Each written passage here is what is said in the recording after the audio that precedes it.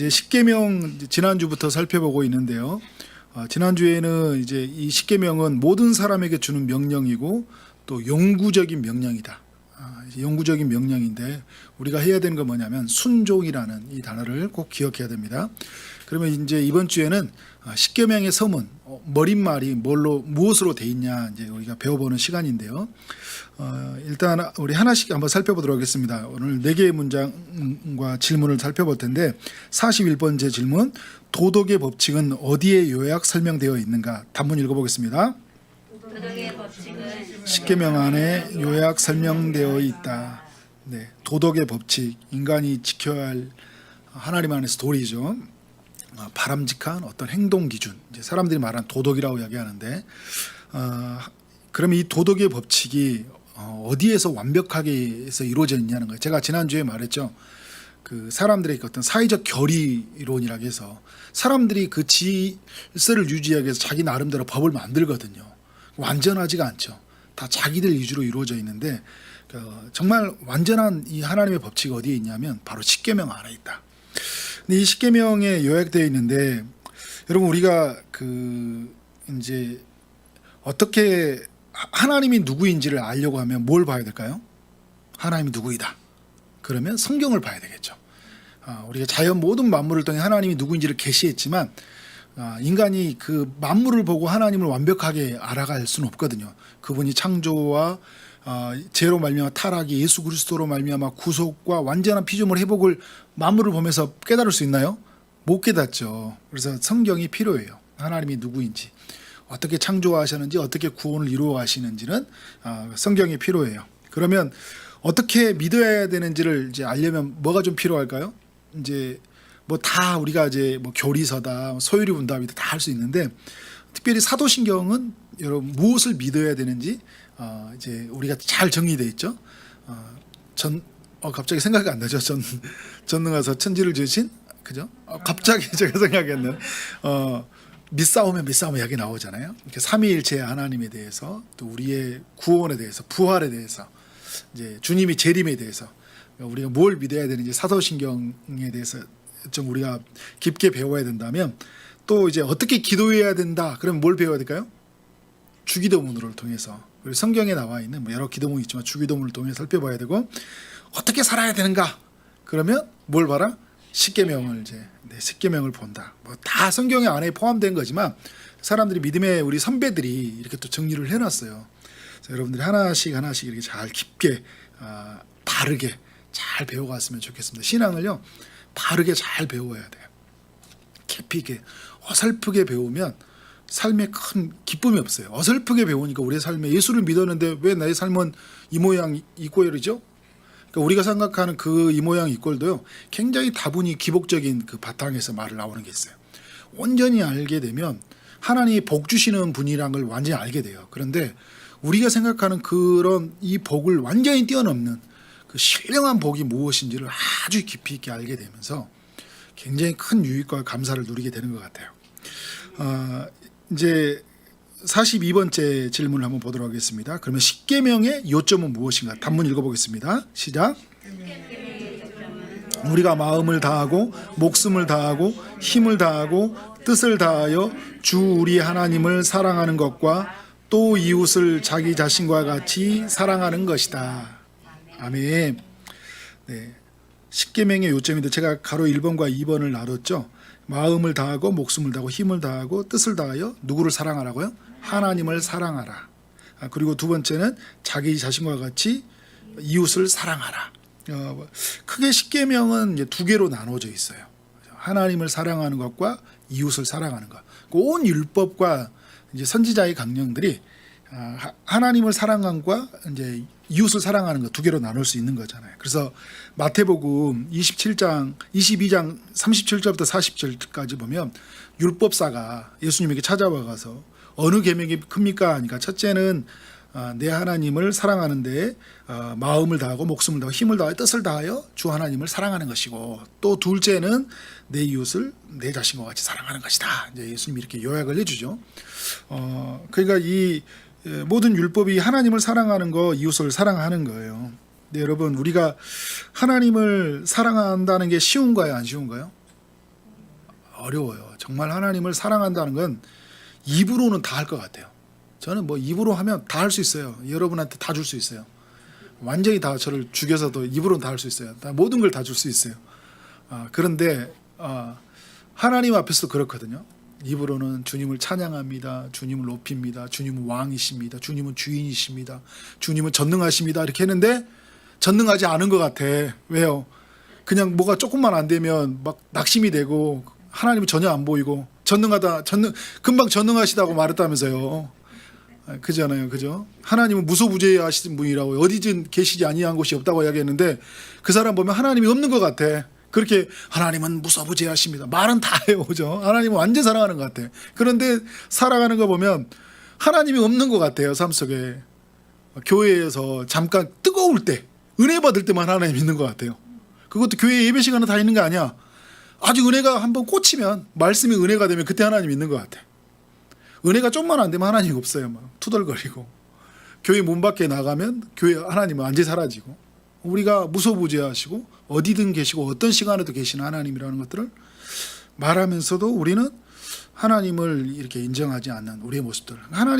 하나님이 주인이라고 말하지만 그 주인 되심에 대해서 내가 계속 주도권을 잡으려고 하잖아요. 하나님이 교회의 주인이라고 하는데 나에게 조금만 주목이 안 되고 나에게 조금만 주도권이 안 오면 화가 나고 그리고 좀 어설프게 모르는 사람 아무것도 모르는 사람이 교회를 막 나서고 그러면 뭐 또 모르는 게 꼭 나서서 지랄이야 막 이런 거 있잖아요.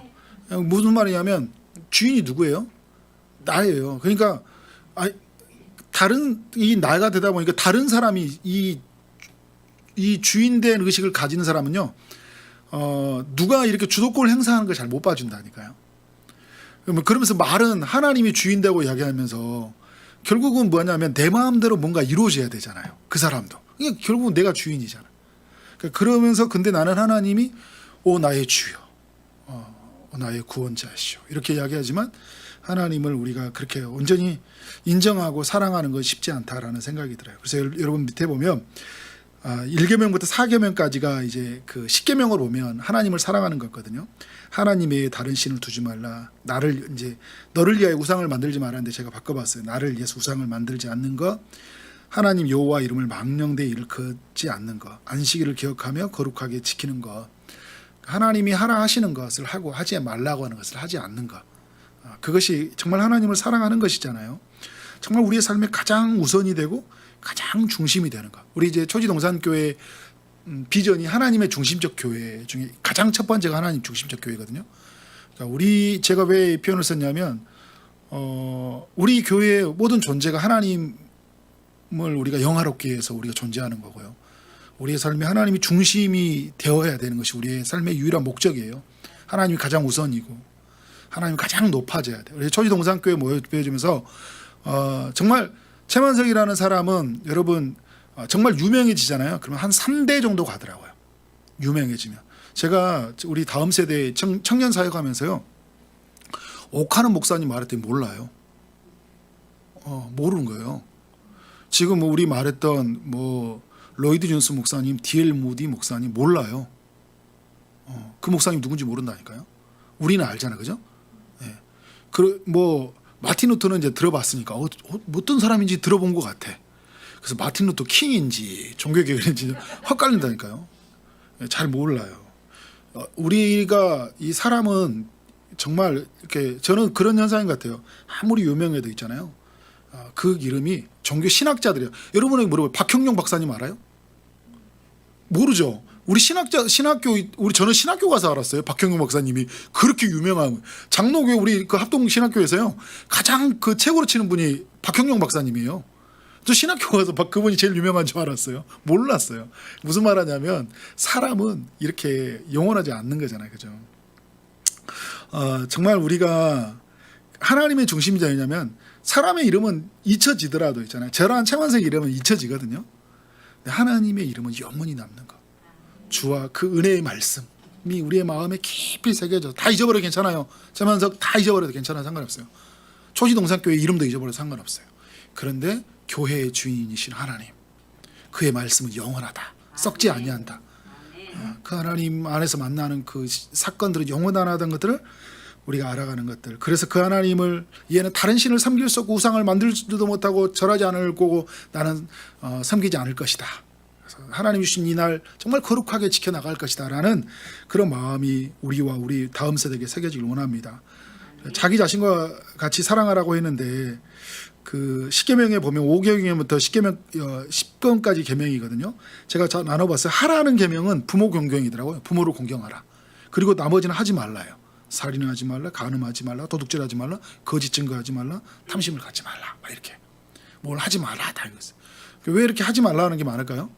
여러분 아이들 키워보면 알죠. 하라는 게 많아요. 하지 말라는 게 많아요. 하지 말라. 이것도 하지 마, 이것도 하지 마. 저도 이렇게 하원이한테 하원아 여기가 올라가면 막 제가 막 시뮬레이션 설명을 해. 이렇게 올라가면 아빠 그만해. 이렇게 하지 마. 하원이가 들어왔어요. 저 조용히 잘해야죠. 자, 그래서 하라와 하지 말라 이렇게 쭉 되어 있잖아요, 그죠? 그래서 하나님 우리가 이제 주변에 있는 사람들에게 우리가 해야 될 것, 정말 공경하고 존중하고 사랑하는 건 해야 되는 거예요. 근데 하지 말라는 것들, 그죠?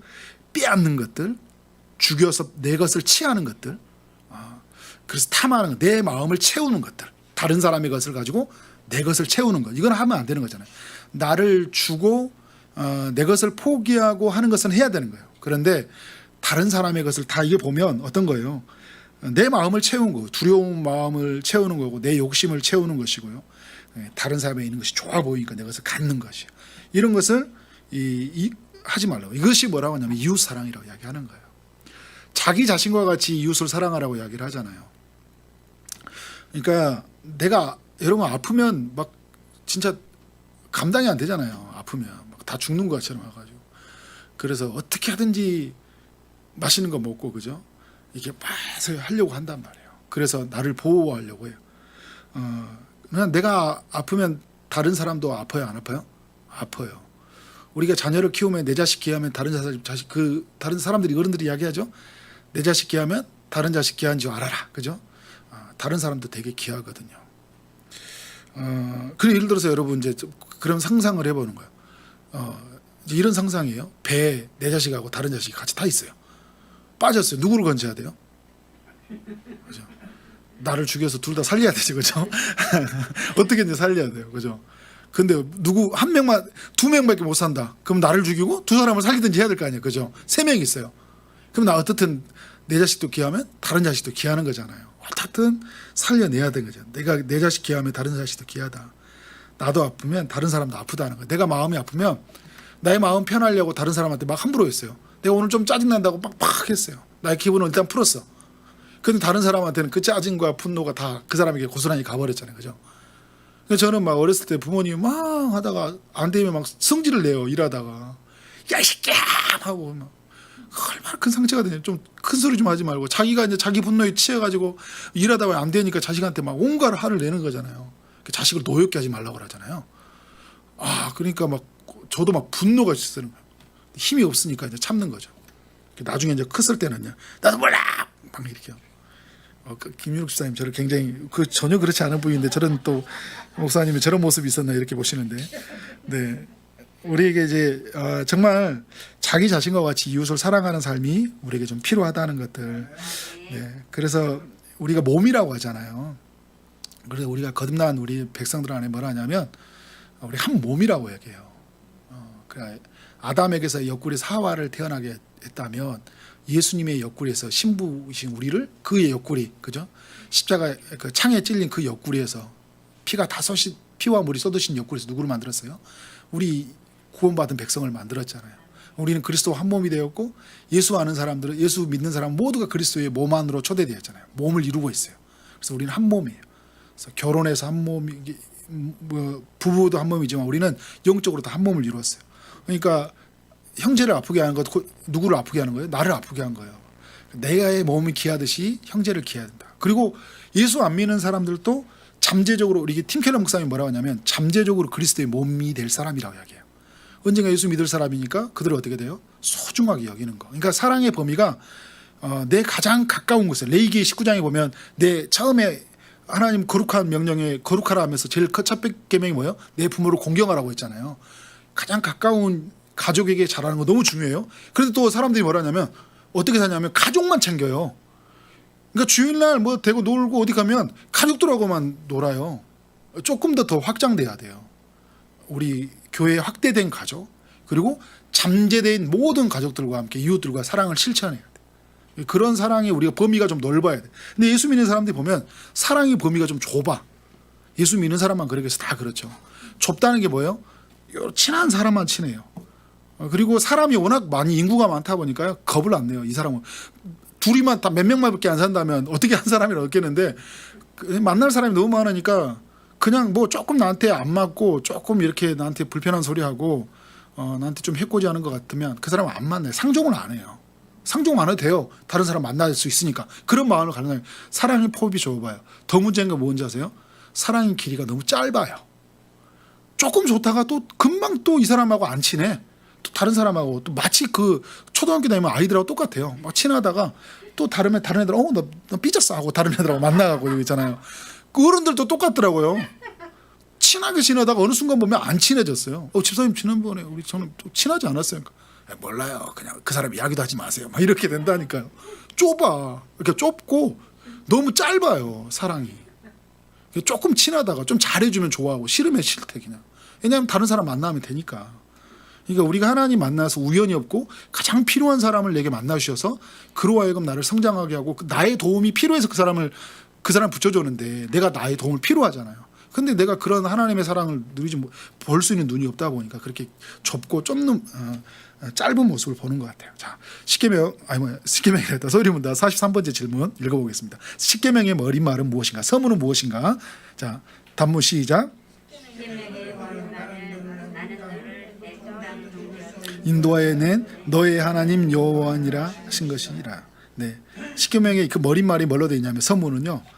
십계명이 이제 명령을 주기 전에 출애굽기의 20장 1절 2절 말씀인 거예요. 나는 너를 애굽 땅 종되었던 집에서 인도해 낸 너의 하나님 여호와니라 이렇게 이야기를 하고 있죠.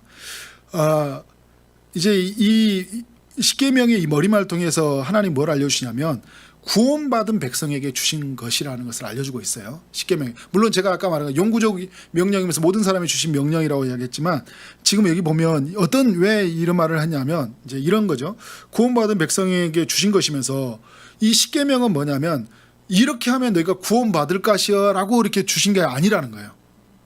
뭐라는 거예요? 구원받은 자가 어떻게 살아가냐고 주는 거예요. 그러니까 내가 예수님 내가 잘 믿고 있고 나 천국 갈 만한 것들인가 들여다보기 위해서 십계명 들여다보니까 내가 이거 쭉 보니까 안 돼. 점수가 50점도 안 되겠어. 나 이제 60점까지는 점수가 합격인데 나는 50점이라서 안 되네. 요즘 좀 착한 일 좀 많이 해가지고 나 한 65점 됐으니까 그래서 그날은 천국 가고 좀 못하면 지옥 가고 이런 게 아니에요. 이것이 우리의 구원의 점검서가 아니라는 거예요. 구원받은 사람이 어떻게 살아가야냐는 아주 대표적인 하나님의 매뉴얼이에요. 하나님의 백성은 어떻게 살 것이냐. 그래서 여러분 우리가 율법이라는 것들은 예수님이 이제 율법의 마침이 되었고 결론이 되었잖아요. 그래서 예수님이 율법이 요구하는 그 모든 것을 다 순종을 이루셨어요. 그래서 율법을 이루신 예수님을 믿는 자에게는 구원이 임하는 거예요. 그래서 율법은 구원으로 존재하지 않고 예수 믿는 자가 살아가야 할 마땅한 규범으로서 존재한다는 거. 그러니까 늘 우리는 그것을 기억해야 된다는 거죠. 자, 소위문답 43번째 질문. 십계명의 머릿말이 우리에게 가르친 것은 무엇인가? 단문 읽어보겠습니다.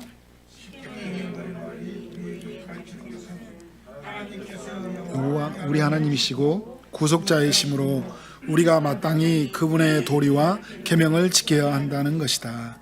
아멘. 네, 머릿말이 서문이 가르치는 것은 하나님은 여호와시다. 네, 여호와라는 이름 속에 영원하심, 그의 이름이 영원하심, 그의 존재가 영원하심이죠. 그리고 자존하심, 스스로 자예요. 스스로 존재하시는 거잖아요. 스스로 계시는 자다 말씀입니다. 그다음 유일하심, 유일한 자. 그다음에 전능하심. 이런 의미가 다 담아져 있죠. 그래서 홍해바다 사건에서 그 예고방 옆에서 딱 잠겨지면서 내가 여호와니라 드러내시잖아요. 그래서 하나님의 전능하심이 다 들어가시죠. 그러나 이 여호와라는 이름은 누구에게 알려줬어요? 먼저 이스라엘 백성들에게 알려주셨어요. 근데 이제 내 그 이름을 여호와라 이렇게 알려주시잖아요. 그럼 어떤 의미가 담겨 있다는 거예요? 자신의 백성들에게 특별하게 알려주시는 그 이름, 그 이름을 통해서 이제 뭐라 하냐면 하나님의 언약의 백성들에게 주시는 하나님의 이름이에요. 알려주시는. 그러니까 하나님과 이 온 세상을 만드는 창조자, 스스로 계시는 자와 야곱의 하나님, 이삭의 하나님, 아브라함의 하나님과는 너희와 특별한 관계가 맺어진 하나님이다. 이걸 알려주고 있는 거잖아요. 언약이라는 것은 특별한 관계가 맺어졌다는 거거든요. 하나님과 우리가 끊을 수 없는 언약이 맺어진 거예요. 하나님과 우리의 사이에서. 근데 그 끊을 수 없는 그 하나님의 사랑이 하나님이 이제 우리에게 당겨주는데 우리는 이제 그런데 그 언약을 지킬 수 없어서 우리를 대신해서 누가 그 언약을 지켜주셨어요? 예수 그리스도가 언약의 대표로서 또 언약의 보증인으로서 다 언약을 이루셨잖아요. 그래서 우리에게 주시는 그 은혜가 너무나 큰데 하나님은 우리의 여호와시면서 또 하나님은 우리의 누구예요? 우리의 하나님이라는 거예요. 우리의 하나님이라는 거예요. 나의 하나님. 누군가의 하나님이 아니라. 근데 우리가 살아가다 보면 이제 우리가 이렇게 이럴 때 있어요. 목사님 기도 좀 해주세요. 이거는 정말 괜찮아요. 이렇게 하셔야 돼요. 그런데 이게 나의 하나님이라는 걸 잊어버릴 때가 있어요. 목사님이 기도를 많이 해주면 저는 괜찮을 것 같아요. 그런 거잖아요. 그래요, 맞아요. 근데 비상시에 저 없으면 어떻게 할 거예요? 그죠? 제가 여러분 더 특별하다 이런 게 아니에요. 그 바울이 베드로가 그러나요? 바울이 그렇죠. 우리는 당신분들과 성정이 같은 사람이라 이야기하잖아요. 바울이 막 기적을 행하니까. 바울이 기적을 행하는 게 아니라 바울이 능력이 있어 행하는 게 아니라 무엇으로 행했어요? 예수 이름으로 했잖아요. 우리가 예수 이름으로 선포하고 그의 이름을 구하고 그의 이름으로 어떻게 귀신을 쫓아내고 그죠? 그의 이름으로 우리가 응답을 받는 하나님이 말하는 우리가 그 카톨릭으로 말하는 우리가 사제의 직분을 우리가 받았던 거예요. 그런데 그를 사제들만이 가지고 있는 특권으로 만드니까 마틴 루터를 통해 종교개혁이 일어난 거 아니에요. 우린 다 왕 같은 제사장이에요. 그래서 이게 우리의 하나님이에요.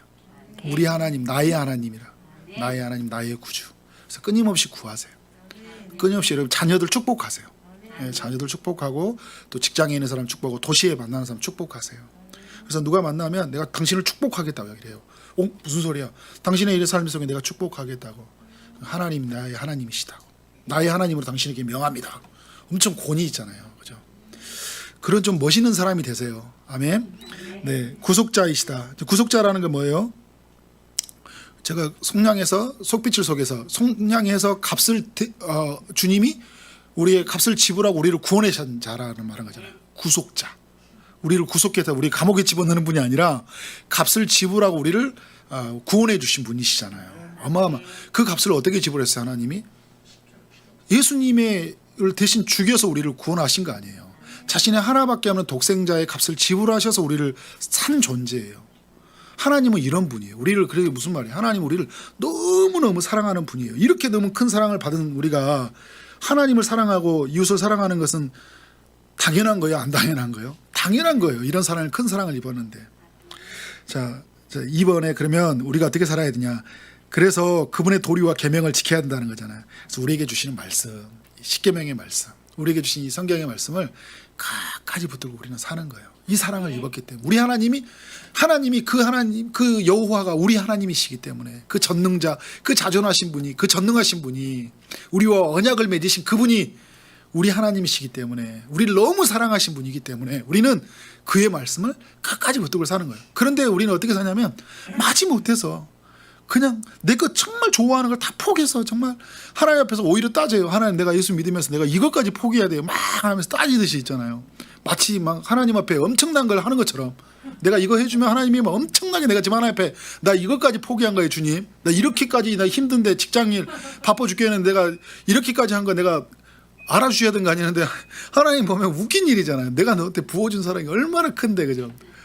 근데 우리는 그렇게 될 때가 돼. 끝까지. 그래서 우리는 우리가 했던 것들이 아니라 주님이 하는 것마저도 하나님이 하셨고 그래서 우리는 하나님이 사랑합니다 라는 고백이 드러납니다. 적용해 보면 하나님은 누구인지 알게 되었는가? 하나님 안에서 나는 누구인지 알게 되었는가? 그죠? 나에게 하나님에게서 내가 누구인지 알게 되었다. 그러면 이게 알게 되었다면 이게 믿어진다면 어떻게 살아라고요? 다르게 살라는 거예요. 이전과 다르게 살아가는 거예요. 다른 질서로 살아가라는 거예요. 구별돼서 살고 분별해서 살고 하나님을 정말 사랑하고 살아가려는 거예요. 그래서 이번에 보면 하나님의 주신 말씀을 따라 무엇하며 살라고요? 사랑하며 살라는 거예요. 누구를 사랑하며 사는 거예요? 하나님을 사랑하고 이웃을 사랑을 하는데 무엇하며 사랑하라고 제가 하나 더 붙였어요. 전심으로 사랑을 하는 거예요. 그러니까 전심이란 게 뭐예요? 내 마음을 다 한다는 사랑이잖아요. 마음을 다해서 뜻을 다해 힘을 다하는 게 이게 전심이잖아요. 근데 우리는 어떻게 되냐면 이제 조금만 사랑하니까, 왜냐하면 여전히 다 사랑하면 내가 너무 이를 것 같으니까 못 하거든요.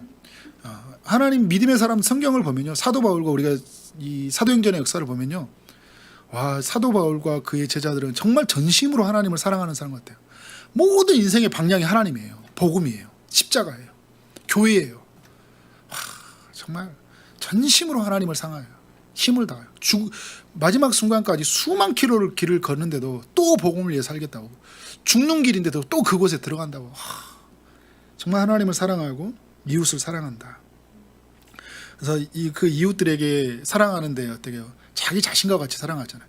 자기를 버려요. 자기를 버리고 다른 사람을 살리는 거. 그리고 정말 이게 다른 사람을 살리기 위해서 자기네 시간, 자기 가지고 있는 돈, 열정 모든 것을 쏟아붓는 그들의 모습들. 그러면서 뭐예요? 3번. 그리고 진심으로 하라는 거예요. 가식이 아니라는 거. 그냥 남들한테 보여주는 그런 사랑의 방식. 나 하나님 사랑하는지 얼마나 큰지, 그죠? 저도 이렇게 하다 보면 가식이 될 때 있다니까요. 이렇게 보면 딱 하다가 누가 보면 여기서 가끔 제가 이제 쓰레기 줍고 하잖아요. 그래서 누가 보는 사람 있으면 더 열심히 주어요. 없으면 이렇게 대충 줍고 그러다 보는 사람 있으면 굉장히 경건하게 줍고 아니면 이제 껄렁껄렁하게 약간 뭐 이렇게 좀 한다고 하지만 약간 그런 예식이 있다. 그래서 겉으로 정말 그런 생각이 들거든요. 제가 저희 동산교회 이제 출근하고 아무도 없을 때, 이 강단에 앉아 아무도 없은 그곳에서 하나님과 저와 있는 시간이잖아요. 그 속에서 정말 기도하던 그런 것들이 정말 하나님 앞에 간절하고, 그것이 온전하고 순수하고 순결하고, 그렇죠. 그런 진심이 담아져 있는 신앙. 그래서 세리처럼 나는 부족하면 부족하다고 이야기하고, 아니면 그죠, 아니 정말 못하면 못한다고 이야기하고, 그래서 도와달라고 하고, 은혜가 필요하다고 이야기하고, 국률하심이 입어야지 나는 살 수 있다고 하나님 앞에 바짝 엎드리고 이렇게 살아야 된다는 것들이죠. 그래서 왜냐하면 우리는 정말 사랑할 수 없는 잿덩어리거든요. 사실 굉장히 우리 이기적이에요. 사랑이 있는 사람이 아니에요. 나 왜 이러지, 그런 말 하지 말라고 그렇죠. 원래 그런 사람이에요. 원래 나 이렇지 않았는데 왜 이러졌죠? 원래 그랬어요. 그죠? 그냥 오늘 하나님의 사랑을 입어달라고 기도하는 거예요. 계속 오늘 또 하나님 은혜를 입혀달라고. 그리고 전에 그런 사랑을 입었다면 그때 그 사랑을 입었었기 때문에 한 거예요. 그리고 오늘 또 그 사랑이 입어져야 되는 거예요. 그 은혜가 왜 이러지가 않은 게 아니라, 옛날에 잘했던 게 아니라 옛날에 못했는데 주의 사랑을 입어서 그 순간에 잘했다니까, 지금 그러면 못하면 또 뭐가 필요한 거예요? 지금 이 순간에 그때 부어졌던 사랑이 오늘 부어져야 되잖아요. 그 은혜가 부어져야지 우리는 할 수 있다. 그래서 진정한 마음 깊어서 우러난 사랑을 할 수 있다는 거예요. 그래서 마지막 4번. 예, 그러면 우리는 어떻게 하냐? 순종의 동기와 순종의 힘이에요. 예, 제가 그때 말할 때 한번 몇 주 전에 이야기했잖아요. 기도에 대한 동기가 필요하고 기도에 대한 실천이 필요한데, 순종도 그렇더라고. 하나님 말씀을 안 하는데 순종에 대한 동기를 일으키려면 어떻게 해야 되냐면, 제가 그 지난주에 기쁨의 동산교회 가서 금요 중보기도 때 설교를 하면서 그 은혜가 내게 덮어지면요, 전도하는 거 쉬워요. 제가 그런 이야기를 나눴어요. 은혜가 제가 있다 보면 말씀을 나누는 거, 성도를 섬기는 너무 제가 신나요. 그 은혜라고 생각하면. 나 같은 사람 세워진 게 은혜고, 초지동산교로 세워진 것도 은혜고, 나 같은 사람 말씀 듣는다고 앉아있는 사람들 생각해도 그것도 은혜고, 그냥 다 은혜라고 생각하면 너무 신나요, 이 자리가. 근데 왜 저러지? 왜 사람들이 이거밖에 안 왔지? 이건 사람들이 이렇게 헌신 안 하지? 이러면 정말 이게 안 돼요. 사역도 재미가 없어요. 근데 여러분, 그래서 순종의 동기도 그래요. 나에게 부으신 하나님의 사랑과 그 은혜를 기억하면 그냥 순종이 어떻게 돼요? 그냥 이루어져요. 순종의 현장 속에 이루어져요. 근데 그 은혜가, 사랑이 떨어지니까 순종의 동기가 약한 거잖아요. 그래서 순종의 힘은 뭐냐면, 그래서 우리는 늘 약하니까, 죄성이 있으니까, 잿덩어리니까 뭘 구하는 거예요? 순종의 능력을 주시는 성령을 순간순간 구하는 거예요. 성령님 도와주세요. 저기 하나님 말씀을 순종할 수 있어요. 사랑할 수 있도록. 전 사랑 못해요. 이기적인 덩어리예요. 주님, 잿덩어리예요. 저를 성령의 말씀으로 돌아가서, 예수님의 사랑으로 돌아가서 사랑할 수 있도록 저에게 힘 주세요. 은혜 주세요. 그런 삶이 우리 모두에게 있기를 주의 이름으로 축원합니다. 아멘.